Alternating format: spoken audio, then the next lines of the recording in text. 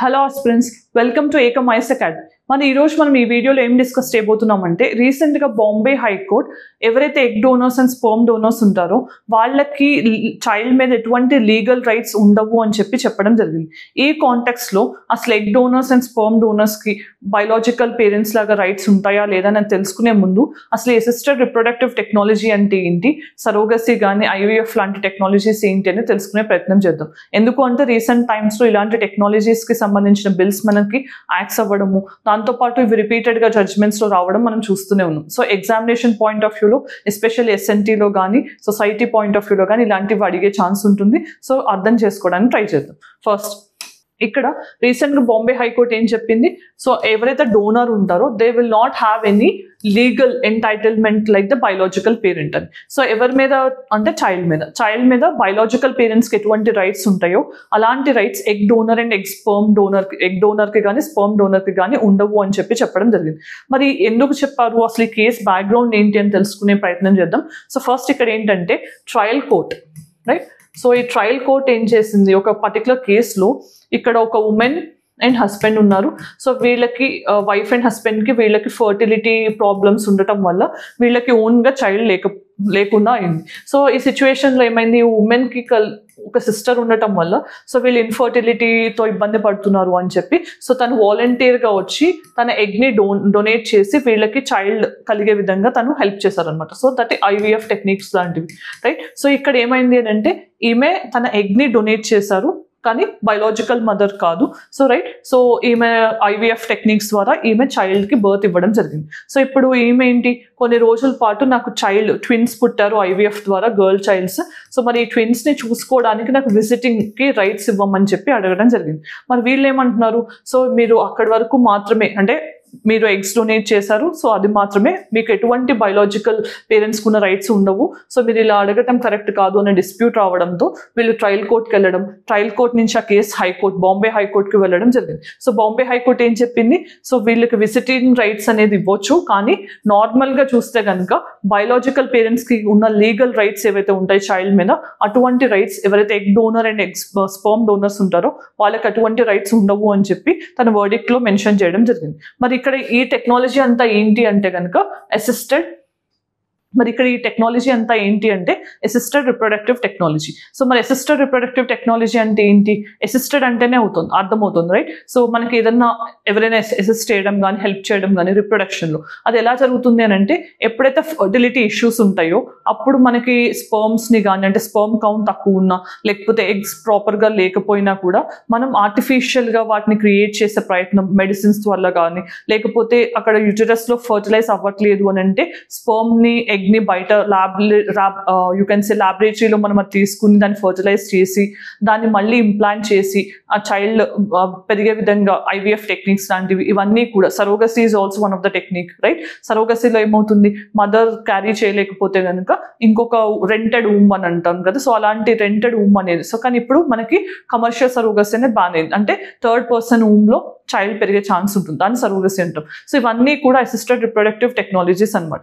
So మరి దానికి సంబంధించి అసలు ఇక్కడ ఏఆర్టీ అనేది చాలా మందికి ఒక వరం లాంటిది, ఎందుకంటే ఎవరైతే పిల్లల్ని కలగలేకపోతున్నారో వాళ్ళకి ఇది ఒక మంచి ఆప్షన్. కానీ అలానే ఎటువంటి వాళ్ళకి మాత్రమే ఇది వర్తిస్తుందని తెలుసుకోవాలి. ఎందుకు అంటే రీసెంట్ టైమ్స్లోనే మనకి గవర్నమెంట్ ఈ బిల్ని 2021లోనే పాస్ చేయడం జరిగింది. సో కాంటెక్స్ట్లో చూస్తే ఏ ఉమెన్కి ఇది అప్లై అవుతుంది అని అంటే, ఎవరైతే న్యాచురల్గా కన్సీవ్ చేయలేకపోతున్నారో ప్రెగ్నెన్సీని, దాంతోపాటు ప్రెగ్నెన్సీని చివరి వరకు కంటిన్యూ చేయలేకపోతున్నారో, అంటే 9 months వాళ్ళు హోల్డ్ చేసుకోకుండా కొంతమందికి రిపీటెడ్ అబార్షన్స్ అవుతుంటాయి, అది కానీ, లేకపోతే జెనెటిక్ డిసార్డర్స్ ఉన్న వాళ్ళు కానీ, లేకపోతే పార్ట్నర్స్కి ఏమైనా అబ్నార్మల్ స్పర్మ్ కౌంట్ ఉన్నా కానీ, ఇలాంటి సిచ్యువేషన్స్లో మాత్రమే ఏఆర్టీ టెక్నిక్స్కి ఎలో చేస్తారు. సో ఫస్ట్ ఇక్కడ చూస్తే సక్సెస్ రేషియో అనేది చూస్తే చాలా తక్కువ ఉంది. ఓన్ ఎగ్స్ ఉన్న వాళ్ళకిను డోనర్ ఎగ్స్ ఉన్న వాళ్ళకి చూస్తే కనుక చాలా డిఫరెన్స్ అనేది ఉంది, రైట్? దాని ఇక్కడ చూస్తే మనకి 2 main types ఆఫ్ ఏఆర్టీస్ ఉంటాయి. అదేంటంటే ఆర్టిఫిషియల్ ఇన్సెమినేషన్ అంటే ఏంటి, ఇక్కడ ఆర్టిఫిషియల్గా స్పర్మ్ని, అంటే స్పర్మ్ గ్రో అయ్యే విధంగా చేసి దాన్ని యూటరస్లోకి ఇంప్లాంట్ చేస్తారు, దాన్ని మనం ఆర్టిఫిషియల్ ఇన్సెమినేషన్ అని అంటాం. తర్వాత in vitro fertilisation. In vitro అంటే ఏంటంటే అవుట్ సైడ్ హ్యూమన్ బాడీ అనమాట.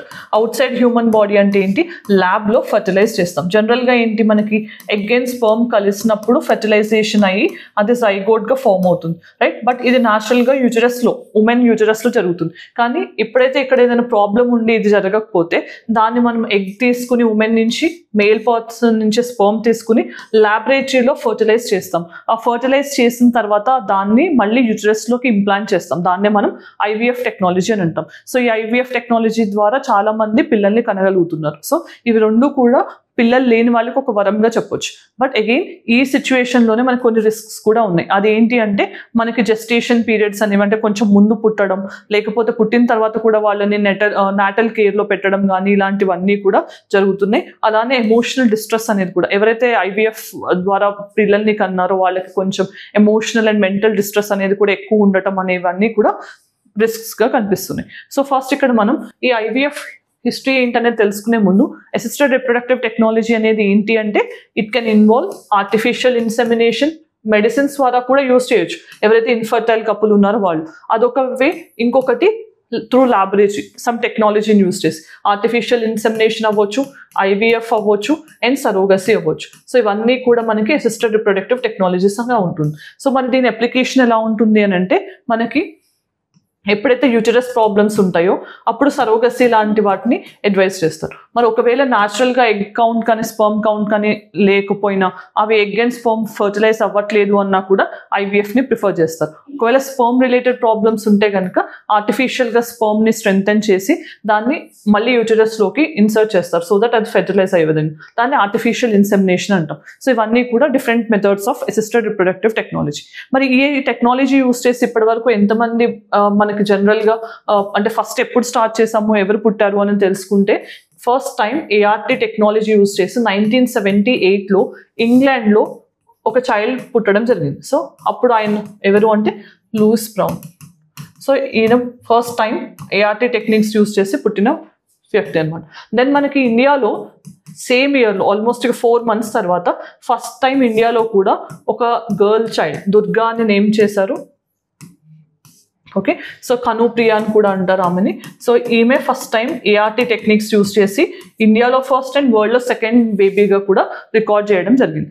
ఇలా ART యూజ్ చేసి చాలా మందికి పిల్లలు కలగడం అనేది జరుగుతుంది. But at the same time మళ్ళీ సరోగసీ లాంటివి ఉన్నప్పుడు మిస్యూజ్ కూడా అవుతుంది అని చెప్పి ఇండియన్ గవర్నమెంట్ రీసెంట్గా ఏం చేసింది, సరోగసీకి సంబంధించిన బిల్ తీసుకొచ్చింది. సరోగసీ అంటే ఏంటి, అద్దె గర్భం. అంటే ఒకవేళ ఎవరికైనా యూటరస్ ప్రాబ్లమ్స్ ఉండి వాళ్ళు చైల్డ్ని యూటరస్లో బేర్ చేయలేకపోతే కనుక వేరే వాళ్ళ సహాయంతో వాళ్ళ గర్భంలో వీళ్ళ చైల్డ్ని గ్రో చేసుకుని, అంటే తర్వాత వాళ్ళు ప్రెగ్నెన్సీ తర్వాత ఆ చైల్డ్ని తీసుకుంటారు. సో బయలాజికల్గా ఆ మదర్ ఎవరైతే క్యారీ చేస్తున్నారో తను బయలాజికల్ మదర్ అవ్వదు, ఓన్లీ సరోగేట్ మదర్ అవుతుంది. ఎందుకు అంటే ఎగ్ అండ్ స్పర్మ్ ఇక్కడ ఈ మేల్ అండ్ ఫీమేల్ పార్ట్నర్ నుంచే వెళ్ళడం జరుగుతుంది. కానీ ఇక్కడ మెయిన్ ప్రాబ్లం ఎక్కడ వస్తుంది, ఈ పర్టికులర్ ప్రొవిజన్స్ అంటే మనకి ఇంతకు ముందు లా లేకపోతే ఏమైంది, ఇండియాని surrogate hub of the world అని కూడా అనేవాళ్ళు. ఎందుకు అంటే ఎక్కువ మంది పూర్ ఉమెన్ని ఎక్స్ప్లాయిట్ చేయడానికి చాలా మంది ఫారినర్స్ కానీ ఎవరైతే రిచ్ పీపుల్ ఉంటారో వాళ్ళు ప్రెగ్నెన్సీని అవాయిడ్ చేస్తూ సరోగేట్ మదర్స్ ద్వారా ఎగ్ అండ్ స్పర్మ్ ఎలాగో వాళ్ళదే ఉంటుంది కాబట్టి వాళ్ళు మనీ ఇచ్చి వాళ్ళని చేత సరోగేట్ మదర్స్గా మార్చి అలాంటి వాటి వల్ల రిపీటెడ్ ప్రెగ్నెన్సీస్ ఇవ్వడం వల్ల, లేకపోతే రిపీటెడ్ పీరియడిక్ బర్త్స్ ఇవ్వడం వల్ల ఆ ఉమెన్ హెల్త్ ఇంపాక్ట్ అవ్వడము. సో ఇలాంటివన్నీ కూడా గవర్నమెంట్ చూసినప్పుడు ఏం చేశారంటే వాళ్ళు సరోగసీ బిల్ అనేది తీసుకురావడం, అది యాక్ట్ అవ్వడం కూడా చూసాం.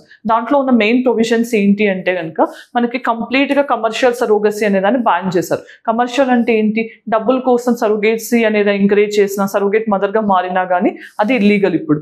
దాంతోపాటు మనకి ఏం ఎలో చేశారు, ఆల్ట్రోయిస్టిక్ సరోగసీ. ఆల్ట్రోయిస్టిక్ అంటే ఏంటి, ఎవరైతే ఇంటెండింగ్ కపుల్ ఉంటారో వాళ్ళ క్లోజ్ రిలేటివ్ ఉమెన్ తను ఆల్రెడీ ఒక చైల్డ్ని కలిగి ఉండి 25 to 35 years ఆఫ్ ఏజ్ బ్రాకెట్లో ఉంటే ఒక్కసారి మాత్రమే సరోగేట్ మదర్గా ఉండే అవకాశం కల్పించడం, ఇలాంటివన్నీ కూడా ఈ బిల్లో చూసాం. సో ఈ పర్టికులర్ బిల్లో ఇంకొక ప్రొవిజన్ ఏంటి, ఎవరైతే 5 years మ్యారేజ్ తర్వాత ఇన్ఫర్టైల్గా ఉన్నారు అని చెప్పి ప్రూవ్ అయితే డాక్టర్ సర్టిఫికేట్ ఇస్తే మాత్రమే వాళ్ళకి సరోగసీ అలో చేస్తారు. సో ఇలా కొన్ని స్ట్రింజెంట్ ప్రొవిజన్స్ అనేవి తీసుకురావడం జరిగింది.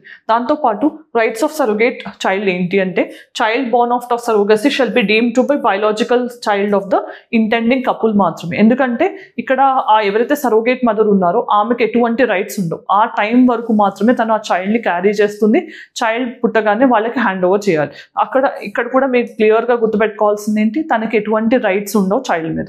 దాంతోపాటు అబార్షన్ అనేది ఎవరైతే సరోగేసీ మదర్ ఉన్నారో వాళ్ళ కన్సెంట్ మేరకు మాత్రమే తనకి ఇన్సూరెన్స్ ప్రొవైడ్ చేయాలి. తన హెల్త్ కండిషన్స్ అన్ని కన్సిడర్ చేసి మాత్రమే అబార్షన్ అనే దాన్ని వాళ్ళు ఆలోచించాల్సి ఉంటుంది. ఎందుకంటే ఫస్ట్ మాకు సరోగసీ కావాలి అని చెప్పి తనని మొత్తం ఆ ప్రాసెస్ అయిన తర్వాత, ప్రెగ్నెన్సీ స్టార్ట్ అయిన తర్వాత సడన్గా మేము మనసు మార్చుకున్నాం, మాకు సరోగసీ వద్దు, చైల్డ్ వద్దు అనుకుంటే తన హెల్త్ ఇంపాక్ట్ అయ్యే ఛాన్స్ ఉంటుంది సరోగేట్ మదర్ది. అందుకని చెప్పి ఇలాంటి స్ట్రింజెంట్ ప్రొవిజన్స్ పెట్టడం కూడా జరిగింది. మరి ఇక్కడ ఇంకో ప్రొవిజన్ ఏంటి, క్లోజ్ రిలేటివ్ మాత్రమే అవ్వాలి. ఇక్కడ ఎటువంటి మానిటరీ బెనిఫిట్స్ ఉండకూడదు. వాళ్ళు ఇంటెన్షనల్గా వాలంటరీగా వీళ్ళకి కపుల్కి ఇన్ఫర్టిలిటీ వల్ల పిల్లలు లేరు కాబట్టి నేను రెడీగా ఇస్తున్నాను అనే ఏంటి ఎఫెక్షన్ కానీ ఇలా వీటితో మాత్రమే వాళ్ళు ముందుకొచ్చి సరోగసీకి హెల్ప్ చేయాలి. దెన్ మ్యారీడ్ ఉమెన్ అయి ఉండాలి, ఆల్రెడీ ఒక చైల్డ్ మినిమం ఉండాలి, 25 to 35 years ఏజ్ బ్రాకెట్లోనే ఉండాలి. ఓన్లీ వన్స్ మాత్రమే తన లైఫ్ టైంలో తను సరోగేట్ మదర్గా ఉండగలరు. Certificate of medical and psychological readiness అనేది కూడా చూపించాల్సి ఉంటుంది, ఫిట్నెస్ ఉంది అన్నట్టు. And surrogate mother cannot provide her own gametes, అంటే తన ఎగ్ని తను డొనేట్ చేయలేదు, తన యూటరస్ని మాత్రమే చైల్డ్ని గ్రో చేసుకోవడానికి ఇవ్వగలరు. ఇవన్నీ కూడా రీసెంట్గా తీసుకొచ్చిన కండిషన్స్ అన్నమాట. దెన్ ప్రాక్టీస్ క్వశ్చన్ ఏంటనే చూద్దాం. సో ప్రాక్టీస్ క్వశ్చన్ విషయానికి వస్తే, surrogacy regulation act 2021 stipulates which of the following eligibility criteria for couples opting for surrogacy. వీటిలో ఏ కండిషన్స్ అనేవి సరోగసీ యాక్ట్ మ్యాండేట్ చేస్తుంది ఎలిజిబిలిటీ కోసం అని ఆన్సర్ తెలిస్తే కామెంట్ సెక్షన్లో చెప్పండి.